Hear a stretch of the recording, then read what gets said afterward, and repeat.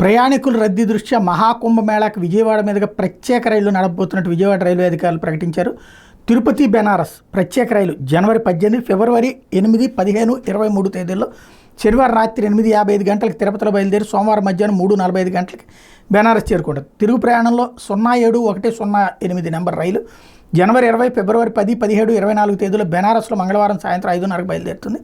ఈ రైలు గూడూరు, నెల్లూరు, ఒంగోలు, చీరాల, తెనాలి, విజయవాడ, ఏలూరు, తాడేపల్లిగూడెం, నిడదవోలు, రాజమహేంద్రవరం, సామర్లకోట, అన్నవరం, యలమంచిలి, అనకాపల్లి, దువ్వాడ, పెందుర్తి, కొత్తవలస, విజయనగరం, బొబ్బిలి, పార్వతీపురం, రాయగడ, మునిగూడ తదితర స్టేషన్లు ఆగుతుందని అధికారులు ప్రకటించారు. అట్లాగే నర్సాపూర్ బెనారస్ ప్రత్యేక రైలు జనవరి 26, ఫిబ్రవరి 2 తేదీలో నర్సాపూర్లో ఉదయం 6 గంటలకు బయలుదేరి మరుసటి రోజు మధ్యాహ్నం 3:45 గంటలకు బెనారస్ చేరుకుంటుంది.